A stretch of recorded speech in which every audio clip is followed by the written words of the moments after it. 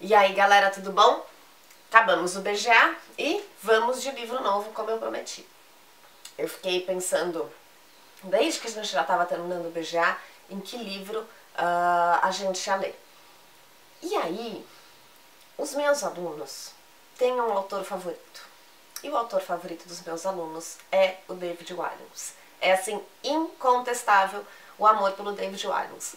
E tem um dos livros, na verdade tem dois livros do David Walliams que eu ainda não li para os meus alunos. Então eu achei que talvez fosse o momento de trazer um deles para as nossas leituras via YouTube, tá? Então eu escolhi Vovô Deu no Pé, do David Walliams. Falar de vovôs e vovós para mim é muito pessoal, porque eu já perdi todos os meus vovôs e todas as minhas vovós. Até hoje é difícil, porque vovó é um troço bom, né? Olha, eu tenho lembranças maravilhosas dos meus avós, da vovó Múcia, que fazia sopa colorida pra mim todas as noites, porque eu era chata pra comer.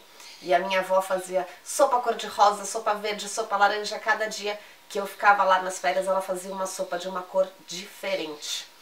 E o meu vovô Bolão, ele me ensinou a fazer palavra cruzada, ele me ensinou a gostar de ler, porque o meu avô lia pra mim toda noite antes de dormir, quando eu tava passando férias com ele no Rio. Minha vovó Né, mãe da minha mãe, a vovó Né acordava cedinho, bem cedinho, e ela ia na padaria, comprava pão quentinho, e ela só deixava a gente descer pra tomar café quando o café tava posto na mesa. E a minha avó fazia as melhores comidas do universo. A minha avó fazia doce de banana, doce de abóbora, e a minha avó fazia o melhor arroz do mundo. Isso é indiscutível. Não adianta falar que é a avó de vocês, que é a mãe, o pai, o tio. O arroz da minha avó era o melhor arroz do mundo. E eu tive também um vô postiço, que era o pai da minha madrasta, que era o seu Carvalho, e o seu Carvalho também já se foi. Então, é muito difícil e é muito pessoal para mim, então, ler O Vovô Deu no Pé, porque eu tô falando desses avós que já me deixaram. Deixaram em mim lembranças maravilhosas e deixaram também em mim uma saudade que não passa nunca. Então eu resolvi contar O Vovô Deu no Pé. Eu vou fazer o seguinte, a minha voz já não estava aguentando muito bem, eu vou fazer uma leitura grande e na hora de editar eu vou editar em vídeos menores. Então eles vão ser vídeos mais curtinhos e eu vou estar muitas vezes com a mesma roupa, mas não é falta de banho, é porque eu vou ler bastante num dia só. Combinado?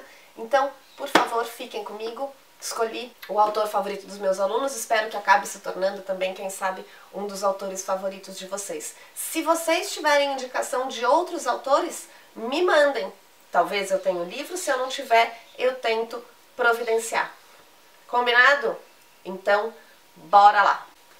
Para o céu e além.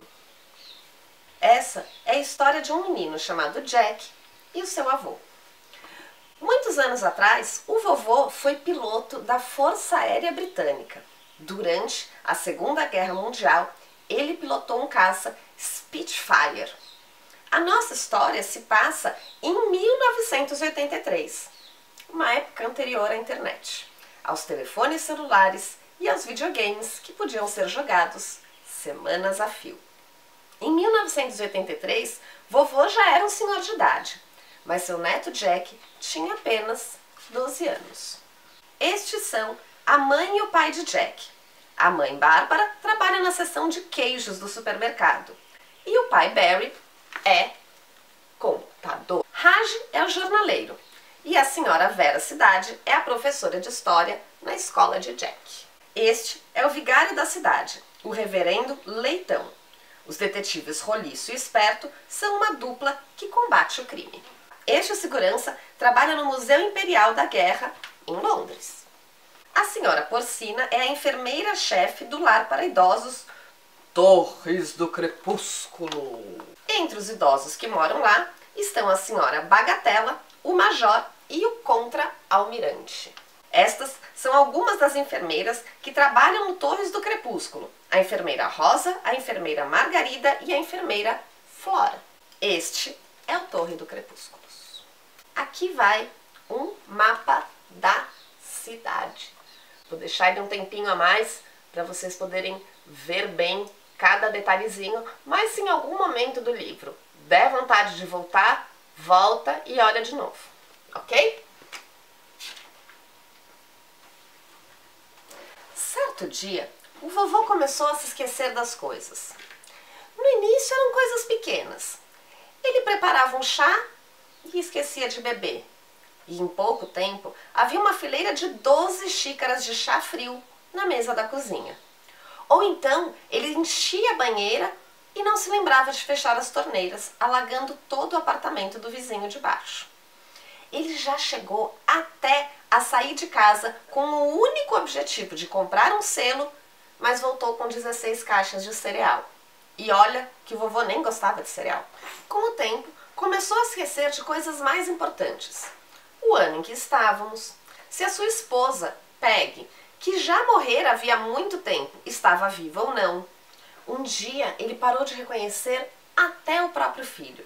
O mais espantoso de tudo foi quando o vovô perdeu totalmente a noção de que ele era um senhor aposentado. Ele sempre contava ao neto Jack histórias das suas aventuras na Força Aérea Britânica durante a Segunda Guerra Mundial. Só que essas histórias começaram a se tornar cada vez mais reais para ele. Na verdade, em vez de apenas contar as histórias, ele começou a vivê-las. O presente se turvou até se tornar um preto e branco nebuloso, enquanto o passado explodiu em cores gloriosas. Não importava onde o vovô estivesse, o que fazia ou com quem. Na sua cabeça, ele era um piloto jovem e valente outra vez, no controle do seu caça, Spitfire. Todas as pessoas na vida do vovô achavam muito difícil entender essa situação. Menos uma, seu neto Jack. Assim como todas as crianças, o menino adorava brincar. E para ele, era como se o avô estivesse brincando. Jack percebeu que tudo o que precisava fazer era entrar na brincadeira. Jack era o tipo de menino que ficava mais feliz quando estava sozinho no quarto. Por ser tímido, não tinha muitos amigos. E em vez de passar os dias jogando futebol no parque com as outras crianças, Jack ficava em casa montando a sua adorada coleção de aeromodelos. Seus favoritos eram os da Segunda Guerra Mundial, o bombardeiro Lancaster, o Hurricane e, é claro, o antigo avião do avô, o famoso Spitfire. Do lado nazista, contava com modelos do bombardeiro Dornier, do Junkers e do inimigo mortal do Spitfire, o Messerschmitt. Com muito cuidado, Jack pintava os aviões e depois os pendurava no teto com linha de pesca. Lá no alto, eles pareciam travar uma terrível batalha aérea. À noite, o menino ficava olhando para eles do beliche e, ao pegar no sono, sonhava ser um piloto experiente, feito seu avô. Também mantinha uma foto antiga do vovô ao lado da cama. Ainda era um rapaz na fotografia em preto e branco, tirada em algum momento do ano de 1940, no auge da Batalha da Inglaterra. Ele posava orgulhoso, vestido com o uniforme da Força Aérea. Nos sonhos, Jack voava para o céu e além, igual ao avô. Ele daria tudo o que tinha, todo o seu passado e todo o seu futuro para pilotar o famoso Spitfire do vovô. Nos sonhos, Jack era um herói austero, mas na vida real ele se sentia um zero à esquerda. O problema era que todo dia era exatamente igual. Jack ia para a escola de manhã, fazia o dever de casa à tarde e jantava na frente da TV à noite. Se ao menos ele não fosse tão tímido, se ao menos ele tivesse uma porção de amigos, se ao menos pudesse se libertar daquela rotina entediante. O ponto alto da semana de Jack era o domingo, o dia em que os pais o deixavam com o avô. Antes de ficar confuso, o vovô fazia os mais mágicos passeios com o neto. O lugar que eles mais gostavam de visitar era o Museu Imperial da Guerra. Ficava em Londres, não muito longe, e era um verdadeiro tesouro do universo militar. Juntos, os dois se maravilhavam com os aviões antigos pendurados no teto do grande salão. O lendário Spitfire era, claro, o favorito. e sempre que o via, o vovô era tomado por uma torrente de memórias. Ele contava todas as histórias para o neto, que devorava cada palavra.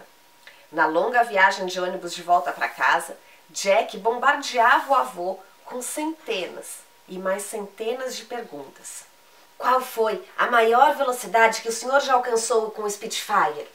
O senhor já teve que saltar de paraquedas? Qual é o melhor caça, o Spitfire ou o Messerschmitt? Vovô adorava responder a elas. Volta e meia, um grupo de crianças o cercava no segundo andar do ônibus para ouvir as incríveis histórias. Era o verão de 1940, no auge da Batalha da Inglaterra. Certa noite, eu estava sobrevoando o Canal da Mancha com meu Spitfire. Havia me separado do esquadrão.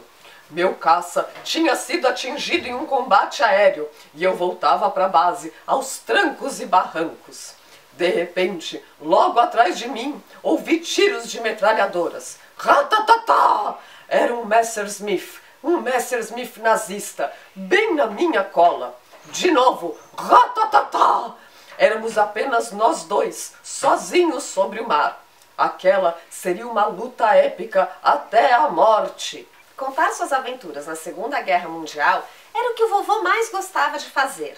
Jack escutava com atenção cada pequeno detalhe e todos eles o fascinavam. Com o tempo, o menino se tornou especialista nos antigos aviões de caça. Vovô sempre dizia ao neto que ele, um dia, seria um piloto excelente. Isso o deixava cheio de orgulho. No fim do dia, se estivesse passando um filme de guerra em preto e branco na TV, a dupla se aninhava no sofá da casa do vovô para assistir. O Céu ao Seu Alcance era um dos que sempre viam. O clássico contava a história de um piloto que perdia as pernas num terrível acidente antes da Segunda Guerra. E mesmo assim, Douglas Bader se transformava em um lendário as da aviação. Tardes de domingo chuvosas eram perfeitas para assistir O Céu ao Seu Alcance, ou então Um Avião Não Regressou, ou A Caminho das Estrelas, ou ainda Neste Mundo e no Outro. Para Jack não havia nada melhor. Infelizmente, a comida na casa do vovô era sempre pavorosa. Ele a chamava de ração, como a que os militares comiam durante a guerra.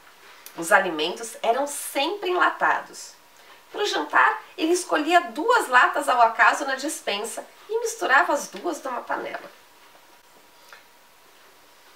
As misturas eram as mais terríveis.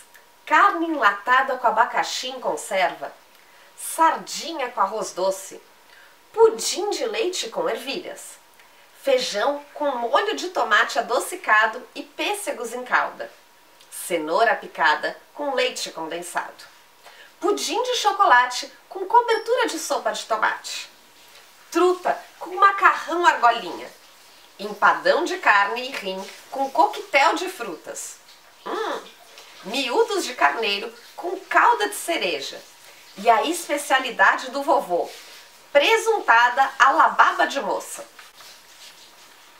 O uso da expressão em francês dava ao prato um ar sofisticado que ele não merecia.